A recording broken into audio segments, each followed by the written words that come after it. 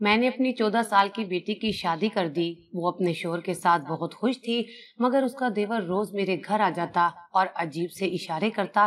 مجھے اس کی کوئی بات سمجھ نہ آتی۔ بیٹی کو فون کرتی تو وہ کہتی میرا دیور پاگل ہے۔ ایک دن بیٹی کے دیور نے پرچی دی، اس پر لکھا تھا جلدی سے جا کر اپنی بیٹی کی جان بچا لے ورنہ تجھ پر عذاب آئے گا۔ میں اسی وقت بیٹی کے گھر گئی تو میرا کلیجہ پھٹ گیا، کیونکہ میرا نام فریدہ بیگم ہے۔ میں اپنی غربت کی وجہ سے بہت تنگ تھی۔ مجھے ہر رات خواب میں ایک بزرگ نظر آتے تھے جو کہتے تھے کہ انم کی شادی کر دو، مالا مال ہو جاؤ گی۔ مگر پریشانی کی بات تو یہ تھی کہ میری بیٹی انم میری سب سے چھوٹی اولاد تھی اور وہ ابھی بہت کم عمر اور نادان تھی۔ میں کیسے اتنی سی عمر میں اس کی شادی کر سکتی تھی؟ اگر مجھے میری 18 سالہ بیٹی فرزانہ کے متعلق کوئی ایسا خواب نظر آتا تو میں 1 منٹ بھی نہ لگاتی اور اس کی شادی کر دیتی۔ آج بھی میں اس خواب کے باعث بیدار ہو چکی تھی۔ میں نے سوچا اٹھ ہی گئی ہوں تو کیوں نہ میں تہجد کی نماز پڑھ لوں۔ میں وضو کرنے کی خاطر اپنے کمرے سے باہر نکلی تو مجھے عجیب سی آواز سنائی دینے لگی۔ یہ آواز کہیں اور سے نہیں بلکہ میرے بیٹے کے کمرے سے آ رہی تھی۔ میں نے دل پر ہاتھ رکھا اور بھاگتی ہوئی اس کے کمرے میں چلی گئی تھی۔ وہ زمین پر گرا پڑا تھا۔ اس کی حالت اس قدر خراب تھی کہ میرا کلیجہ منہ کو آنے لگا تھا۔ میں بولی کیا ہوا ہے میرے بچے کو؟ اس کی آنکھوں سے آنسو گرتے چلے جا رہے تھے مگر وہ کچھ بھی بولنے کے قابل نہیں تھا۔ بڑی مشکل سے میں نے اسے سہارا دے کر اٹھایا تھا۔ میرے بیٹے فراز کا چہرہ بالکل زرد پڑ چکا تھا۔ تھوڑی دیر وہ خاموش رہا مگر پھر اپنے چہرے پر مسکراہٹ سجا کر بولا امی آپ کیسے بیدار ہو گئیں؟ میں بولی میں تہجد پڑھنے کے لیے اٹھی تھی۔ پھر میں بولی طبیعت زیادہ خراب ہے کیا؟ وہ کہنے لگا ہر رات ایسے ہی تکلیف ہوتی ہے۔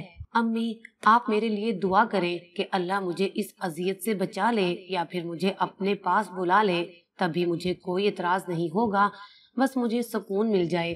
بیٹے کی بات سن کر میں نے اپنے دل پر ہاتھ رکھ دیا تھا۔ میں بولی اللہ نہ کرے فراز کہ تمہیں کچھ بھی ہو، پھر اپنے منہ سے ایسے الفاظ مت نکالنا۔ فراز بہت تکلیف میں تھا مگر اس نے اپنی آنکھوں پر ہاتھ رکھ لیا اور بولا امی میں سونا چاہتا ہوں، مجھے نیند آ رہی ہے۔ میں اٹھ کر باہر آ گئی تھی مگر فراز کے کمرے کے دروازے کے ساتھ لگ کر بیٹھ گئی۔ میں جانتی تھی کہ وہ ٹھیک نہیں ہے، اسے نیند نہیں آنے والی تھی۔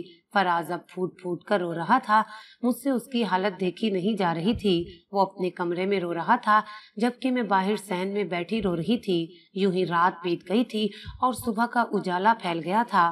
فراز سو چکا تھا جبکہ اس کی بہنیں بیدار ہو کر باہر آ گئی تھیں۔ میں نے انہیں سختی سے منع کیا تھا کہ وہ کسی قسم کا کوئی شور نہ کریں کیونکہ فراز بڑی مشکل سے سویا ہے۔ میرا 22 سالہ بیٹا گردوں کے مرض میں لاحق تھا۔ اس کے دونوں گردوں میں پتھریاں تھیں۔ ہر مہینے اس کے گردوں کی صفائی کروانا پڑتی تھی اور اس چیز میں اتنا خرچہ آتا تھا کہ میں بیان ہی نہیں کر سکتی۔ اس بار اس کے گردوں کی صفائی کروائے ہوئے 1.5 ماہ بیت چکا تھا مگر ہمارے پاس پیسے نہیں تھے، اس وجہ سے وہ بہت تکلیف برداشت کر رہا تھا۔ فراز کے ابو جب اٹھے تو میں نے ان کے سامنے ہاتھ جوڑ دیے اور بولی کہ کیسے بھی کر کے آپ پیسوں کا انتظام کر دیں، میرے بیٹے کی حالت بہت خراب ہے۔ میرے شوہر نے جب یہ سنا تو وہ بھی رونے لگے تھے، بولے کہ مجھے تو خود سمجھ نہیں آتا کہ میں کیا کروں، کس کے آگے ہاتھ پھیلاؤں، کوئی ایسا شخص بھی نظر نہیں آتا کہ میں یہ امید لگاؤں کہ وہ مجھے پیسے دے دے گا۔ امجد بھی ٹھیک کہتے تھے، میں ان پر الزام ٹھہرا ہی نہیں سکتی تھی۔ یوں ہی بڑی اذیت سے ہمارے دن رات بسر ہو رہے تھے۔ میں ساری رات رو کر اپنے بیٹے کے لیے دعا کرتی رہتی تھی۔ آج بڑے دنوں بعد گہری نیند آئی تھی۔ مجھے وہی بزرگ نظر آئے تھے جو اکثر خواب میں آیا کرتے تھے۔ وہ کہنے لگے تم نے رو رو کر اپنا برا حال کر لیا ہے، اپنے بیٹے کو بھی تکلیف سے نہیں نکال رہی، تمہاری ساری پریشانیوں کا حل صرف انم کی شادی ہی ہے۔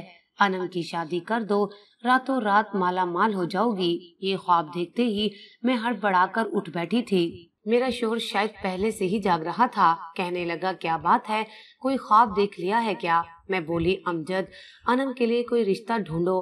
آج میں نے فیصلہ کر ہی لیا تھا کہ بیٹے کی خاطر انم کو قربان کر دوں گی۔ امجد کہنے لگا हाँ हाँ, तुम फिक्र ना करो, मैंने फरजाना के लिए कई जगहों पर रिश्ते की बात की हुई है। मैंने नफी में सर हिला दिया और बोली, मैं फरजाना की नहीं, अनम की बात कर रही हूँ। मेरे शोहर ने मुझे ऐसी नजरों से देखा था जैसे वो कह रहा हो कि तुम अपने हवास में तो हो। मैं बोली, अमजद, दुनिया इधर की उधर हो जाए, मैं एक हफ्ते के अंदर अंदर अनम की शादी कर दूंगी। अमजद बोला, तुम जानती भी हो तुम क्या कह रही हो। अनम अभी बहुत कम उम्र है, तुम उसकी शादी कैसे करोगी, वो अभी शादी के काबिल नहीं है। मैंने नफी में सर हिला दिया और बोली, जो भी हो अमजद, मैं अनम की शादी करना चाहती हूँ। अमजद बोला, क्यों, ऐसा भी क्या हो गया है कि तुम बड़ी बेटी को छोड़कर छोटी बेटी के पीछे पड़ गई हो? अनम से कोई गलती हुई है क्या जो तुम मुझसे छुपा रही हो? मैं बोली, अनम ने कुछ भी गलत नहीं किया। फिर मैंने अपने ख्वाब के मुतालिक अपने शोहर को बता दिया था। मैंने उसे बताया, पिछले 3 हफ्तों से एक ही ख्वाब मुझे मुसलसल आ रहा है। मेरा शोहर कहने लगा, मुझे ऐसी बातों पर यकीन नहीं है, इसलिए तुम अपने ख्यालात को अपनी हद तक ही महदूद रखो। पहले मैं फरजाना की शादी करूंगा, जब मुझे लगेगा कि अनम बड़ी हो गई है तो उसकी भी शादी कर दूंगा। मैं समझ सकती थी कि अमजद इतनी जल्दी नहीं मानेंगे, मुझे भी तो मानते मानते 3 हफ्ते लग गए थे। खैर, इस बार कहीं से भी फराज के इलाज के लिए पैसों का इंतजाम नहीं हो रहा था। डॉक्टर बार बार यही कह रहे थे कि इसके गुर्दों में जहर फैल रहा है, जिस कदर जल्दी हो सके इसकी सफाई करवाएं, नहीं तो आपके बच्चे की जान को भी खतरा हो सकता है। उस वक्त ऐसे लग रहा था जैसे हर तरफ से दरवाजे बंद हो गए हों। फराज की हालत दिन ब दिन बिगड़ती जा रही थी। एक दिन वो अमजद के साथ बातें करता करता बेहोश हो गया था। वो बेहद तकलीफ में लगता था। तब अमजद मेरा हाथ पकड़कर मुझे कमरे में ले गए और कहने लगे, फरीदा, क्या तुम्हें सच्चे ख्वाब आते हैं? ये ना हो हम बेटे की खातिर अपनी अनम की जिंदगी तबाह कर दें और कुछ हासिल भी ना हो। मुझे तो ये समझ नहीं आता कि अनम की शादी से हमारे हालात कैसे बदल जाएंगे। मैं रोने लगी थी और बोली, अमजद, मैं कुछ नहीं जानती, बस इतना मालूम है कि हर रोज रात को ख्वाब में एक बुजुर्ग हस्ती आती है। अमजद कहने लगा, ठीक है, तुम अपने जानने वालों से अनम के रिश्ते के मुतालिक कह दो, हम उसकी शादी कर देते हैं। मुझे इल्म है कि अमजद ने ये बात बड़ी मजबूरी में कही थी, क्योंकि उन्हें अनम से बड़ी मोहब्बत थी।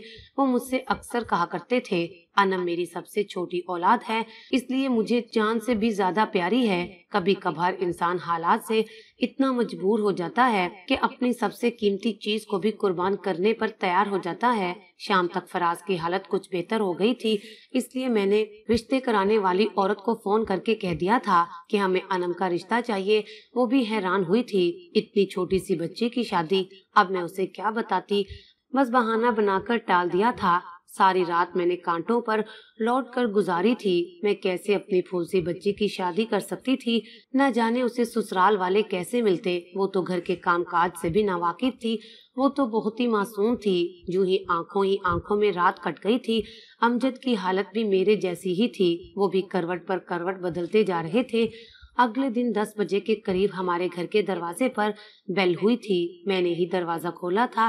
सामने एक बड़ी सी स्याह गाड़ी खड़ी थी। उसमें से एक औरत निकलकर मेरे पास आई। उसके अंदाज से यही लग रहा था कि वो कोई बहुत ही बारोब और अमीर औरत है। वो कहने लगी, आपके घर बेटियां हैं?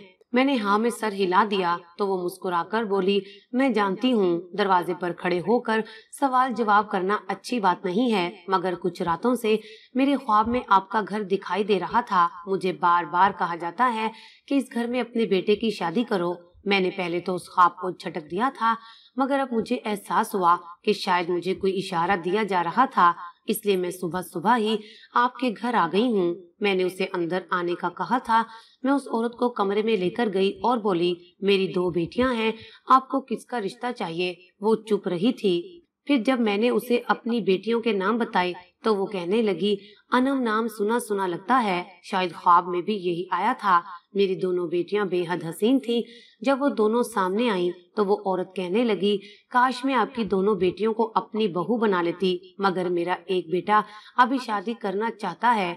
आप इजाजत दें तो मैं अनम से उसकी शादी करना चाहती हूँ। मैंने सर हिला दिया और बोली कि मुझे कोई एतराज नहीं है। वो कहने लगी, ये शादी जिस कदर जल्दी हो सके उतना ही अच्छा है, मेरा भी यही ख्याल था, इसलिए मैं बोली, जी ठीक है। اس نے 1 ہفتے بعد کی تاریخ مانگی تھی۔ میں نے لڑکا دیکھے بنا ہی ہاں کہہ دی تھی۔ شام کو امجد کام سے واپس آیا تو میں نے ساری بات اس کو بتا دی تھی۔ وہ کہنے لگا تم نے بہت اچھا کیا۔ اس نے بھی مجھ سے کسی قسم کا کوئی سوال نہیں کیا تھا۔ خیر جب میں نے انم کو شادی کے متعلق بتایا تو وہ بہت خوش ہوئی تھی۔ کہنے لگی امی میں دلہن والے کپڑے پہنوں گی تو بہت زیادہ میک اپ کروں گی، کتنا مزہ آئے گا۔ میں مسکرا دی اور بولی تمہیں سب کچھ ملے گا۔ فرزانہ کو جب اس بات کا علم ہوا تو اس نے میرے ساتھ بہت جھگڑا کیا تھا۔ وہ کہنے لگی امی آپ کو کیا ہو گیا ہے؟ آپ اس عورت کی گاڑی اور دولت دیکھ کر اس پر لٹو ہو گئی ہیں۔ یہ بھی تو سوچے کہ ابھی انم بہت چھوٹی ہے، وہ شادی جیسی چیز کو نہیں سمجھتی۔ میں جانتی ہوں کہ آپ اسے کپڑوں اور جوتوں کا لالچ دے کر خوش کر رہی ہیں، مگر جب اسے حقیقت کا پتہ چلے گا کہ اسے یہ گھر چھوڑ کر جانا پڑے گا تب وہ بہت روئے گی۔ میں نے فرزانہ کے آگے ہاتھ جوڑ دیے تھے اور بولی خدا کا واسطہ ہے چپ کر جاؤ، میں پہلے ہی بہت پریشان ہوں، مجھے مزید پریشان مت کرو، مجھے سکون سے جینے دو۔ فرزانہ کو اپنی بہن سے بہت محبت تھی، اس لیے وہ میرا غصہ دیکھ کر بھی اس کی وکالت سے باز نہیں آئی تھی۔ وہ کہنے لگی امی انم کو جہنم میں دھکیل کر آپ بھی خوش نہیں رہ پائیں گی۔ میں نے فرزانہ کو ڈانٹ کر چپ کروا دیا تھا اور اب شادی میں 2 دن رہ گئے تھے۔ آج میں نے ہمت کر ہی لی تھی۔ میں نے انم کو اپنے پاس بلایا اور بولی میری بیٹی تمہیں علم ہے کیا شادی کے بعد تم یہ گھر چھوڑ کر ہمیشہ ہمیشہ کے لیے چلی جاؤ گی؟ وہ پہلے تو مجھے دیکھتی رہ گئی، پھر کہنے لگی امی میں آپ کو چھوڑ کر کہیں نہیں جاؤں گی۔ تب میں بولی انم تمہارا اپنا گھر بہت خوبصورت ہوگا، وہاں تمہیں ہر سہولت میسر ہوگی، گاڑی بھی ہوگی، جہاں چاہو تم جا سکو گی۔ انم نے صاف صاف انکار کر دیا تھا۔ وہ بولی اگر مجھے دنیا جہان بھی مل جائے تب بھی میں اپنا گھر چھوڑ کر نہیں جاؤں گی۔ میں اس ساری صورتحال سے بہت پریشان تھی۔ میں نے اپنی بیٹی کے ساتھ زبردستی کی تھی، امجد کے سامنے بھی۔ جب انم نے شادی سے انکار کیا تو انہوں نے انم کو بہت ڈانٹا تھا۔ وہ سہم گئی تھی اور یوں وہ نکاح پر رضامند ہو گئی تھی۔ محلے والوں کو جب انم کی شادی کے متعلق پتہ چلا تو وہ سبھی حیران رہ گئے تھے۔ لوگ طرح طرح کی باتیں بنانے لگے تھے۔ بعض نے تو یہ بھی کہہ دیا تھا کہ شاید لڑکی کے کردار میں ہی کھوٹ ہے، جبھی تو اس کی شادی کر رہے ہیں۔ ہم نے یہ سب کچھ چپ چاپ برداشت کیا تھا۔ انم کے رخصت ہونے کے بعد امجد دھاڑے مار مار کر روئے تھے۔ فراز کو جب انم کی شادی کا علم ہوا تھا تب تک بہت دیر ہو چکی تھی، کیونکہ وہ ہسپتال میں ایڈمٹ تھا اور بے ہوش تھا۔ اس کی حالت کی وجہ سے ہم کچھ بھی سوچنے سمجھنے سے قاصر تھے۔ فرزانہ نے گھر میں بہت ہنگامہ مچایا ہوا تھا، اس لیے مجھے اس کے سامنے سچ بولنا پڑا تھا۔ میں نے فرزانہ کو اپنے خواب کے متعلق سب کچھ بتا دیا تھا۔ وہ کہنے لگی امی مجھے تو یہی لگتا ہے کہ آپ نے فراز کی خاطر انم کی قربانی دی ہے۔ آپ نے تو ان لوگوں کے متعلق چھان بین بھی نہیں کروائی، ان کے گھر جا کر دیکھا بھی نہیں، کچھ اتا پتہ نہیں لیا، بس ایک خواب پر یقین کر لیا۔ یہ تو شکر ہے کہ جب بارات والے دن میں نے لڑکا دیکھا تو وہ خوبصورت اور کم عمر تھا، اگر اس کی جگہ کوئی 40 سالہ مرد ہوتا تو اب کیا کر لیتی؟ امی ایسا تو نہیں ہوتا کہ ایک بچے کی خاطر آپ دوسرے کی قربانی دے دیں۔ میں فرزانہ کے گلے لگ کر رونے لگی تھی۔ میں بولی تم نے ہر بات سچ کہی ہے، مگر تم جانتی ہو کیا، ماں کے لیے اولاد اس کے جسم جتنی حیثیت رکھتی ہے۔ فرزانہ جب دانت میں درد ہو تو باقی جسم کی فکر نہیں رہتی۔ انم کی رخصتی کے بعد گھر کی حالت ایسی تھی جیسے کوئی جنازہ ہمارے گھر سے نکلا ہو۔ میں ساری رات روتی رہی تھی۔ آدھی رات کے وقت مجھے ایسا محسوس ہوا جیسے کوئی ہمارے گھر میں کود آیا ہو۔ میں شدید خوف زدہ ہو گئی تھی، جلدی سے اٹھ کر باہر آ گئی۔ دیکھا باہر دروازے کے پاس ایک سیاہ بیگ پڑا تھا۔ میں حیران ہوئی کہ آخر یہ بیگ کس کا ہے۔ میں اٹھانے لگی تو وہ قدرے بھاری محسوس ہوا تھا۔ خیر میں اسے گھسیٹ کر روشنی میں لے آئی تھی۔